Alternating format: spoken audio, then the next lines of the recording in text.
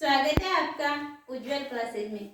Friends, अपन read की 5 minute जो है साइकोलॉजी की वो चल रही है। उसमें एनसीएफ पढ़ रहे थे और एनसीएफ का एक पार्ट पहले हो चुका है अपना। अब नेक्स्ट स्टार्ट करते हैं। तो नेक्स्ट पार्ट स्टार्ट करने से पहले आप एक बात बताइए मुझे। एनसीएफ के अनुसार पाठ्यक्रम निर्माण के सिद्धांत अपन देखने जा रहे हैं और ये पाठ्यक्रम निर्माण के सिद्धांत से पहले मैं आपसे एक क्वेश्चन पूछती हूँ कि जो पाठ्यक्रम है वो किसके लिए सहायक है। और ऑप्शन है आपके पास में शिक्षक, नंबर 2 है शिक्षार्थी और नंबर 3 है दोनों या कोई नहीं। तो आपका मेरा क्वेश्चन था कि पाठ्यक्रम किसके लिए सहायक है। तो किसकी सहायता करता है पाठ्यक्रम? शिक्षक की, शिक्षार्थी की या दोनों की या कोई नहीं? तो किसकी करता है? दोनों की। पाठ्यक्रम दोनों के लिए यूजफुल है, शिक्षक और शिक्षार्थी की। अब ऑप्शन यही है और क्वेश्चन है पाठ योजना किसके लिए सहायक है। पाठ योजना किसकी सहायता करता है? तो पाठ योजना शिक्षक की, शिक्षार्थी की या दोनों की? ऑप्शन यही है। तो किसकी सहायता करता है? शिक्षक की, शिक्षार्थी की या दोनों की? किसकी? शिक्षक की। शिक्षक की सहायता करता है, शिक्षार्थी जो है उसकी सहायता नहीं करता। पाठ योजना किसके पास होती है? शिक्षक के पास में। हालांकि वो शिक्षार्थी को ध्यान में रखकर बनाता है, लेकिन वो सहायता किसकी करता है? शिक्षक की करता है। तो चलिए इसको स्टार्ट करते हैं अब। और यदि वीडियो अच्छा लगे तो कमेंट करके बता दीजिएगा और चैनल पे नए हो तो चैनल को सब्सक्राइब कर लीजिएगा और लाइक भी कर दीजिएगा। चलिए स्टार्ट करते हैं। पहला सिद्धांत है पाठ्यक्रम निर्माण का पहला सिद्धांत है एनसीएफ के अनुसार बाल केंद्रित पाठ्यक्रम का सिद्धांत। यानी ये कहता है कि जो पाठ्यक्रम है वो बाल केंद्रित होना चाहिए। और बिल्कुल है, आज के टाइम में पाठ्यक्रम बाल केंद्रित है, बालक को ध्यान में रख के बनाया जाता है। पहले होता था शिक्षक केंद्रित, जिसमें शिक्षक ही सर्वे सर्वा होता था। बालक को अभिव्यक्ति का कोई अवसर नहीं दिया जाता था, प्रश्न पूछने की स्वतंत्रता नहीं होती थी। यानी सबसे पहले क्या था? शिक्षक केंद्रित। और आज कैसा है? बाल केंद्रित। और ये किसके अकॉर्डिंग है? एनसीएफ के अनुसार बाल केंद्रित शिक्षा होनी चाहिए। दूसरा है उपयोगिता का सिद्धांत। यानी इसका मतलब है कि बच्चे को जो शिक्षा दी जा रही है वो उसकी लाइफ में उसकी यूजफुल होनी चाहिए, उपयोगी होनी चाहिए। ऐसे नहीं कि बस एग्जाम पास करवाने के लिए अपन ने शिक्षा दे दी, एग्जाम पास हो गया बस ठीक है। किताबी कीड़ा नहीं बनवाना है उसको, किताबी कीड़ा ना बनके उसकी उपयोगिता होनी चाहिए। तो उपयोगिता का सिद्धांत। तीसरा है लचीलेपन का सिद्धांत। क्या है? लचीलेपन का सिद्धांत। यानी पाठ्यक्रम कैसा होना चाहिए? लचीला होना चाहिए, आवश्यकता अनुसार उसमें संशोधन किया जा सके। परीक्षा प्रणाली लचीली होनी चाहिए। देखिए, परीक्षा के अंदर क्या होता है, जैसे बोर्ड एग्जाम है वो कंपल्सरी नहीं होनी चाहिए, वो वैकल्पिक व्यवस्था होनी चाहिए। कई बच्चे क्या होता है कि 10th की या फिर वो बोर्ड एग्जाम जो भी है उससे पहले उनको बहुत तेज बुखार आ जाता है, फोबिया हो जाता है। कई बच्चे तो यहाँ तक कि आत्महत्या कर लेते हैं बोर्ड एग्जाम के डर से। तो ये डर नहीं होना चाहिए, वैकल्पिक व्यवस्था होनी चाहिए। यानी जिसको डर नहीं है वो एग्जाम दे, जिसको डर है वो एग्जाम नहीं दे, ये व्यवस्था होनी चाहिए पाठ्यक्रम में।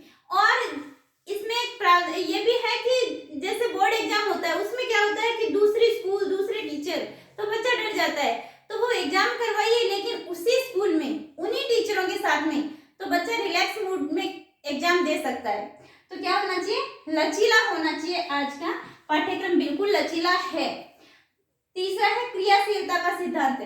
ऐसा होना चाहिए पाठ्यक्रम जिसमें बालक जो है वो एक्टिव रहे, क्रियाशील रहे।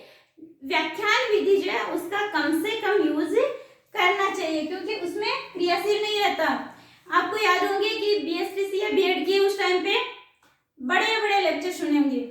अब बड़े बड़े लेक्चर के अंदर क्या होता है, कईयों ने पीछे बैठ के आराम से नींद निकाली होगी, क्योंकि व्याख्यान जब देता है तो बच्चे सो जाते हैं या फिर दिवस वेपन के शिकार हो जाते हैं, बैठे बैठे कहीं दिमाग कहीं और कुछ सोचने लग जाते हैं। तो ये क्या है? क्रियाशीलता का सिद्धांत। यानी बच्चे को एक्टिव रखना जरूरी है। पाठ्यक्रम ऐसा हो जिसमें बच्चा एक्टिव रहे। बच्चा, शिक्षक तो एक्टिव रहता ही है लेकिन बच्चा भी एक्टिव रहे। तो ये था क्रियाशीलता का सिद्धांत। इसके बाद में है क्रमबद्धता का सिद्धांत, यानी जो भी आप पढ़ा रहे हो वो क्रमबद्ध तरीके से होना चाहिए। ऐसे नहीं कि जैसे व्याकरण पढ़ा रहे हैं तो संज्ञा, सर्वनाम, क्रिया, क्रिया विशेषण ऐसे होना चाहिए। ऐसे नहीं कि पहले क्रिया विशेषण पढ़ा दिया फिर संज्ञा पढ़ा रहे हैं, ये वाला नहीं होना चाहिए। हमेशा पाठ्यक्रम में क्या होनी चाहिए, क्रमबद्धता होनी चाहिए। जो पीछे टॉपिक पढ़ा है उससे रिलेट अगला, उससे रिलेट अगला, तो ऐसे क्रमबद्धता होनी चाहिए। फिर है व्यापकता और संतुलन का सिद्धांत। अब देखिए व्यापकता का क्या मतलब है, ये नहीं है कि बहुत सारा ज्ञान दे दो। व्यापकता का मतलब है जैसे महात्मा गांधी के बारे में पढ़ाना है, तो ऐसे नहीं कि चैप्टर है महात्मा गांधी के कार्य, ये कोई व्यापकता नहीं हुई कि उसके कार्य के बारे में पता चला है। बच्चे को यही नहीं पता कि महात्मा गांधी थे कौन, उनका जन्म कहाँ हुआ, उसकी परवरिश कैसे हुई, उन्हें शिक्षा कहाँ से प्रदान की, उनके जीवन में क्या क्या उनके जो है विशेषताएं हैं और क्या क्या उन्होंने कार्य किए। तो उनको शॉर्ट में दीजिए लेकिन व्यापक जानकारी दीजिए। ताजमहल पढ़ाना है तो ताजमहल की व्यापक जानकारी होनी चाहिए, हालांकि शॉर्ट में, तो शॉर्ट में हो लेकिन क्या हो, व्यापक जानकारी हो। संतुलन का सिद्धांत, संतुलन क्या कहता है, देखिए जैसे रीट का ही देख लीजिए। अब रीट में क्या है, सबका बराबर वेटेज है। मनोविज्ञान का 30 है, 30 फर्स्ट लैंग्वेज है, 30 सेकंड लैंग्वेज है, 60 अपना सब्जेक्ट है, यानी सबका बराबर वेटेज है। मान लीजिए 30 की बजाय उसमें मनोविज्ञान कर दे 3 नंबर का, तो क्या पढ़ोगे मनोविज्ञान, बिल्कुल नहीं पढ़ोगे। तो इसमें क्या संतुलन होना चाहिए, हर चीज का वेटेज बराबर होना चाहिए। जैसे मैथ्स में है, रेखा गणित है, अंक गणित है, ज्यामिति है, तो उसमें आप क्या वेटेज यदि ऐसे कर दिया कि एक जो पार्ट है वो तो कर दिया 15 नंबर का, एक जो है वो कर दिया 5 नंबर का और एक कर दिया 2 नंबर का, तो 2 नंबर वाला बच्चा निश्चित रूप से छोड़ देगा कि ये तो 2 नंबर का है, इसको तो अवॉइड कर देते हैं। तो क्या है कि संतुलन बना के रखना चाहिए पाठ्यक्रम में। जब भी जो भी पार्ट ले रहे हो सबके बीच में संतुलन होना चाहिए, बराबर वेटेज उनको देना चाहिए। फिर है विभिन्न विषयों में सह संबंध का सिद्धांत, सारे विषय एक दूसरे से कोरिलेट करके पढ़ाना चाहिए। कैसे पढ़ाना चाहिए, जैसे कोई भी को करिकुलम एक्टिविटी है वो करवा दीजिए, उसमें सारे विषय सम्मिलित होंगे। खेल खिला दीजिए, सारे विषय सम्मिलित होंगे। और जैसे कोई मनोविज्ञान पढ़ा रहा है तो उसमें हिंदी का भी हिंदी में मनोविज्ञान का समावेश कर दीजिए।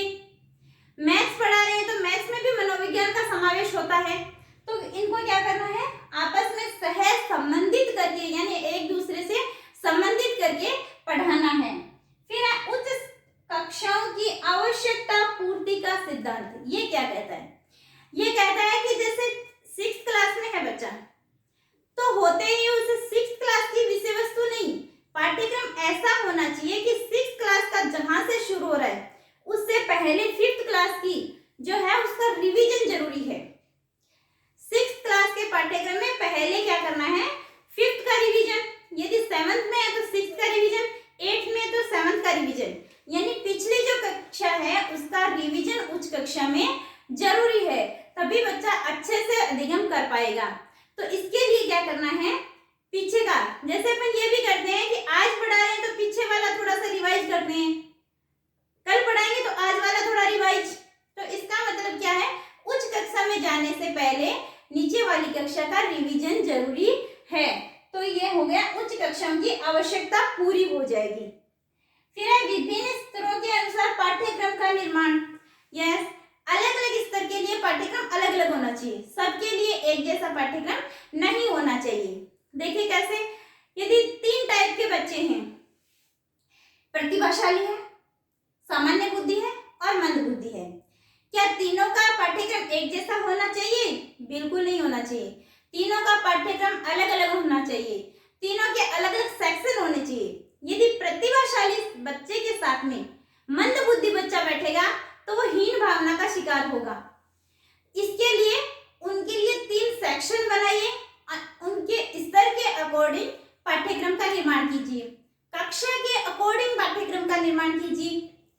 कक्षा 6th है तो उसमें 9th का मैटर नहीं डालना है, स्तर ध्यान रखना है कि 6th है तो 6th का मैटर होना चाहिए, 8th है तो 8th का मैटर होना चाहिए।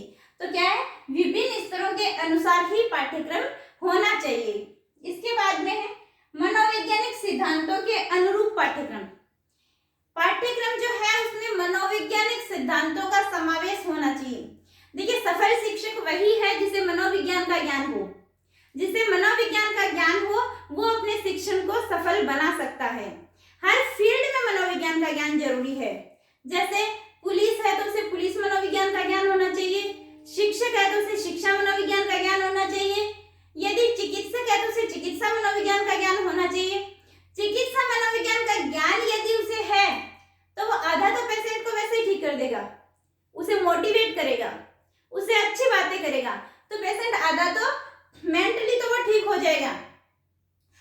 और यदि अपने घर वाले उसको मोटिवेट करेंगे तो वो नहीं होगा, लेकिन यदि अच्छा वो चिकित्सक है तो वो क्या कर देगा, आधा ठीक कर देगा। और उसे यदि मनोविज्ञान का ज्ञान नहीं है तो वो क्या है, आधा तो बीमार है, आधा और बीमार कर देगा, यानी पेशेंट को वैसे भी मार देगा। तो क्या करना है, हर क्षेत्र में क्या है, जो मनोवैज्ञानिक है उस सिद्धांतों का ज्ञान होना जरूरी है, और पाठ्यक्रम में भी मनोवैज्ञानिक सिद्धांतों का ज्ञान होना बहुत जरूरी है। देखिए, पाठ्यक्रम वैसे शब्द कहाँ से आया, इसकी भी चर्चा कर लेते हैं। पाठ्यक्रम शब्द जो है इस लैटिन भाषा के कैरिकुलम से लिया गया है। अब कैरिकुलम किससे बना है, क्यूरेरे से। क्यूरेरे का मतलब होता है दौड़ का मैदान, यानी जिस पर क्या है, शिक्षार्थी एनी टाइम दौड़ लगाता है, शिक्षार्थी जो है वो दौड़ लगाता रहता है। तो पाठ्यक्रम किससे लिया गया है, कैरिकुलम का पर्यायवाची है, और कैरिकुलम जो है ये लैटिन के क्यूरेरे से लिया गया है, क्यूरेरे से लिया गया है, जिसका अर्थ है दौड़ का मैदान, जिस पर दौड़ के अपना जो है लक्ष्य प्राप्त करता है। कैसे, अभी आप दौड़ ही तो कर रहे हो, ये पढ़ रहे हो, वो पढ़ रहे हो, इधर भाग रहे हो, इधर वाली कोचिंग में, इधर वाली कोचिंग में, तो ये क्या है, दौड़ का एक मैदान है। और पाठ्यक्रम के बारे में कनिंघम साहब ने बहुत ही अच्छी डेफिनेशन एक दी है। कनिंघम, इन्होंने क्या कहा है कि पाठ्यक्रम जो है ये एक स्टूडियो है। ये क्या कहा है कि शिक्षक जो है उसके हाथ में, कलाकार के हाथ में एक सामग्री है जिससे वो अपने कलागृह में मोड़ता है। पाठ्यक्रम में इन्होंने, कनिंघम ने कहा है कि यह कलाकार के हाथ में एक सामग्री है जिसे वह अपने कलागृह में मोड़ता है। यानी कलाकार कौन है, शिक्षक, सामग्री कौन है, छात्र, और कलागृह इसमें क्या है, कक्षा है या विद्यालय है। कलागृह कौन हो गया, कक्षा या विद्यालय, तो इसमें कलागृह क्या होगा, विद्यालय, क्योंकि कक्षा में व्यक्ति छात्र का संपूर्ण विकास नहीं हो पाएगा। तो क्या करता है, कलागृह में मोड़ता है। तो क्या है, पाठ्यक्रम की परिभाषा कनिंघम ने दी है कि कलाकार के हाथ में वो सामग्री है जिससे वो अपने कलागृह में मोड़ता है। ये परिभाषा किसकी है, कनिंघम की। आई होप आपको याद रहेगी। तो ये थे पाठ्यक्रम निर्माण के सिद्धांत। एक बार फिर से देख लीजिएगा। सिंपली आपको ध्यान में रखना है, बर्डन नहीं लेना है, क्योंकि लर्निंग विदाउट बर्डन। तो चलिए एक बार फिर देख लीजिएगा। बाल केंद्रित पाठ्यक्रम का सिद्धांत, यानी बाल केंद्रित होनी चाहिए। उपयोगिता का सिद्धांत, लाइफ में उपयोगी होनी चाहिए। लचीलेपन का सिद्धांत, आवश्यकता अनुसार संशोधन किए जा सकते हो। क्रियाशीलता का सिद्धांत, बालक एक्टिव रहना चाहिए। क्रमबद्धता का सिद्धांत, यानी क्रमबद्ध तरीके से पढ़ाना है। व्यापकता, विषय वस्तु व्यापक होनी चाहिए। संतुलन भी होना चाहिए, वेटेज जो है वो बराबर होना चाहिए। विभिन्न विषयों में संबंधित करके पढ़ाना है। उच्च कक्षाओं की आवश्यकता पूर्ति, यानी जब अगली कक्षा में पढ़ा रहे हो तो पिछली कक्षा का रिवीजन जरूरी है। विभिन्न स्तरों के अनुसार पाठ्यक्रम, यानी क्लास के अकॉर्डिंग पाठ्यक्रम होना चाहिए। विद्यार्थियों के अकॉर्डिंग पाठ्यक्रम स्तर को ध्यान में रखकर पाठ्यक्रम बनाया जाना चाहिए। और मनोवैज्ञानिक सिद्धांतों के अनुरूप पाठ्यक्रम, यानी मनोवैज्ञानिक सिद्धांत जो है उनको ध्यान में रखकर पाठ्यक्रम का निर्माण करना चाहिए। और पाठ्यक्रम शब्द जो है वो किससे लिया गया है, कैरिकुलम का पर्यायवाची है, जिसका जो लैटिन भाषा की क्यूरेरे से लिया गया है, और जिसका अर्थ है दौड़ का मैदान। और कनिंघम ने एक परिभाषा दी है कि शिक्षक के हाथ में वो सामग्री है जिसे वह अपने कलागृह में मोड़ता है। तो आज के लिए इतना ही फ्रेंड्स, मिलते हैं नेक्स्ट वीडियो में। यदि वीडियो अच्छा लगा है तो कमेंट करके बता दीजिएगा, और चैनल पे नए हो तो सब्सक्राइब कर लीजिएगा और बेल आइकन भी दबा दीजिएगा, और लाइक तो कर ही दीजिएगा। चलिए मिलते हैं नेक्स्ट वीडियो में।